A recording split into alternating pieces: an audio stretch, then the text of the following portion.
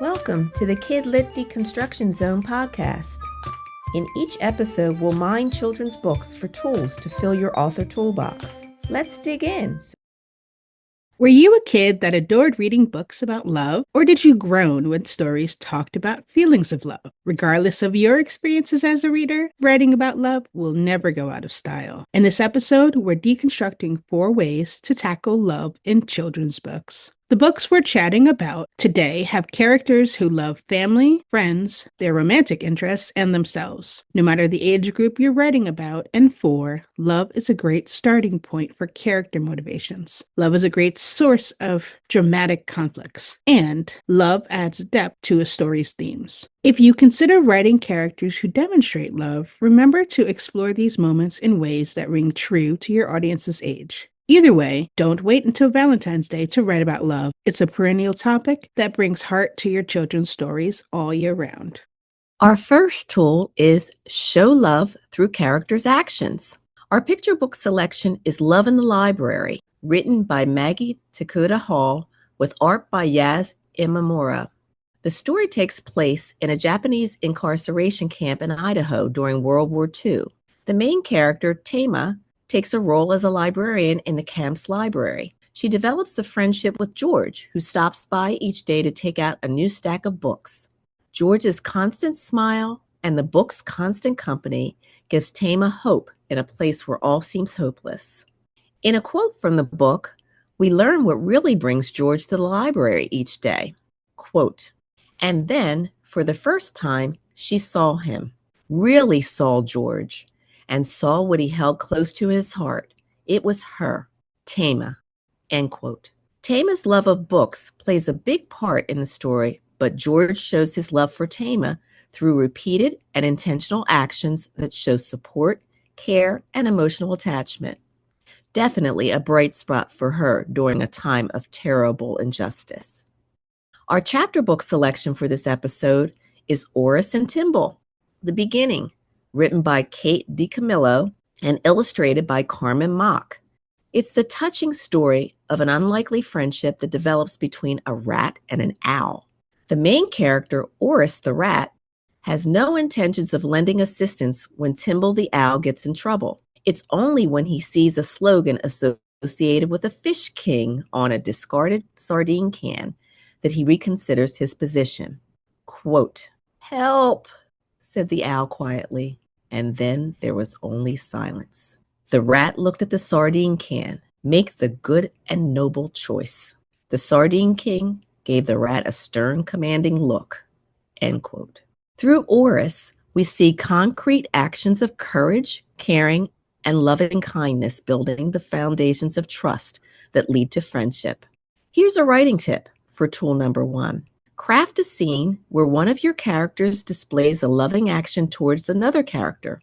Focus on physical movement, timing, and choices. For our second tool, explore love and identity with internal voice. We selected the middle grade novel, Rick, by Alex Gino. Rick is a typical middle schooler exploring who he is while balancing new and old friendships, plus parental expectations. Rick navigates his internal voice amidst competing mental and emotional support from family members and friends. At school, Rick grows curious about a queer social club, which leads him to show up for others and to choose loving oneself over a relationship that no longer offers a safe place. Here is a quote between Rick and Grandpa Ray. "Dad says that I am a late bloomer.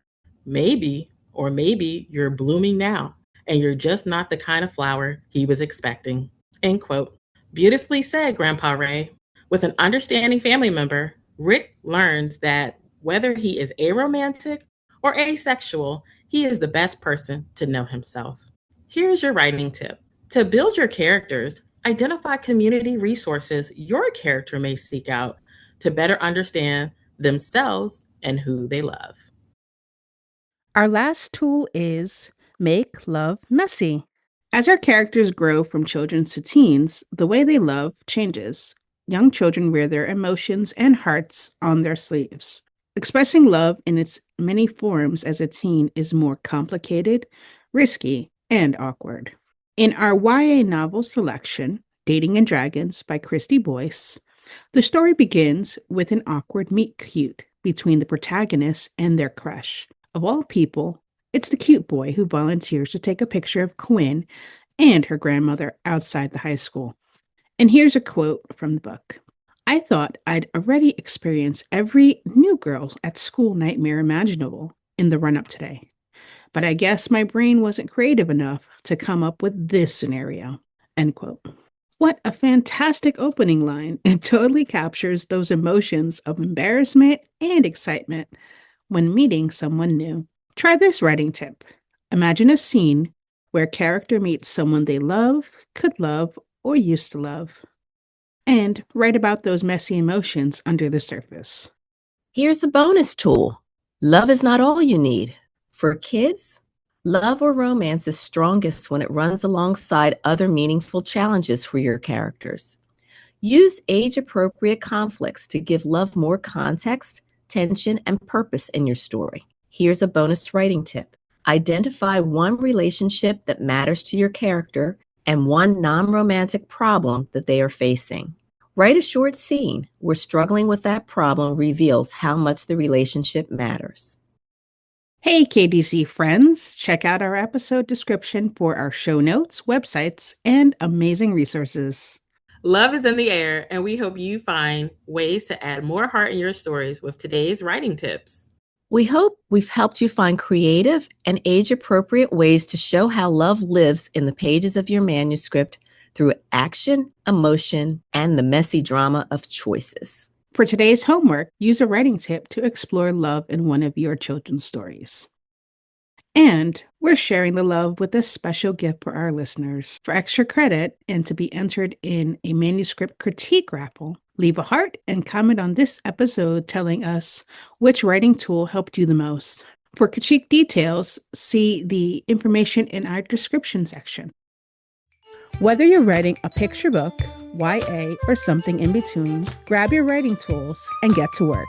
If you have any book suggestions for us to deconstruct in future episodes, please leave a comment below. Thank you for listening to the KDZ podcast.